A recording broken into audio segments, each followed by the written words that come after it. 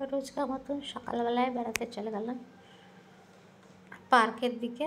একটু পার্ক থেকে ঘুরে এসে আজকে বানালাম তিলকুট শাক।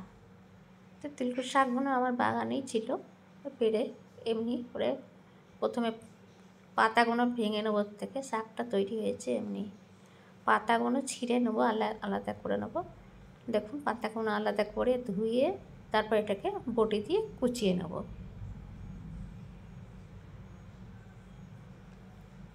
যতটা পারি মিহি করে কুচিয়ে নেব। আর এটাকে একটুখানি জল দিয়ে কুকারেতে সেদ্ধ করে নেব, 2টো সিটি লাগিয়ে নেব যাতে এটা একটু গলে যায়। এই শাকটা কিন্তু খুব ভালো হেলথের জন্যে। যাদের সুগার ব্লাড প্রেশার আছে তারা খেলে পরে বেশ ভালো হয়।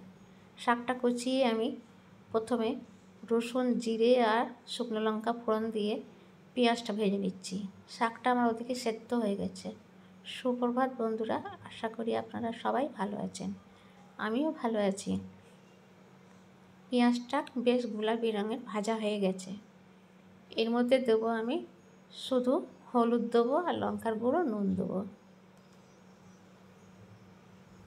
দিয়ে ভালো করে হলুদ আর লঙ্কার গুঁড়োটাকে পেঁয়াজের সঙ্গে ভেজে নিচ্ছি যাতে কাঁচা গন্ধটা চলে যায়।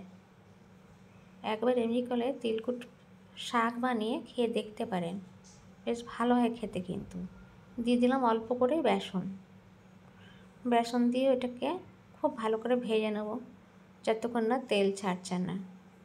দেখুন পেঁয়াজটার সঙ্গে খুব ভালো করে বেসনটা ভাজা হয়ে গেছে।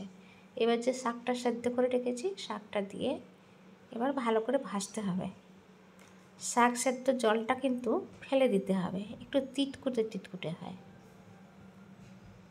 তো এই শাকটা আবার এই পাতাটার বড়াও হয় খুব ভালো বেসন দিয়ে, আবার এই ডাঁটাগুলো দিয়ে আলু দিয়ে বেশ ভাজা তরকারিও হয়।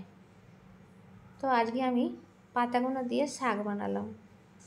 তো কেমন হয়েছে জানাবেন। যারা নতুন দেখলেন প্লিজ পাশে থাকবেন বন্ধু হয়ে। ভিডিওটা যদি ভালো লাগলো তো লাইক আর শেয়ার করে দেবেন, কমেন্ট করতে ভুলবেন না। আশা করি ভালো লেগেছে। এমনি করে একবার এই তিলকুট শাক বানিয়ে খেয়ে দেখতে পারেন, হেলথের জন্য খুবই ভালো। শাকটা আমার তৈরি হয়ে গেছে, এবার আমি একটা প্লেটে ঢেলে নিচ্ছি। এটা ভাত রুটি কোনো জিনিসের সঙ্গে খেতে পারেন, বিশেষ করে ভাতের সঙ্গে বেশি ভালো লাগবে। তো কেমন হয়েছে জানাবেন। ভিডিওটার সঙ্গে এতক্ষণ জুড়ে থাকার জন্য অনেক ধন্যবাদ। আবারও দেখা হবে। নমস্কার।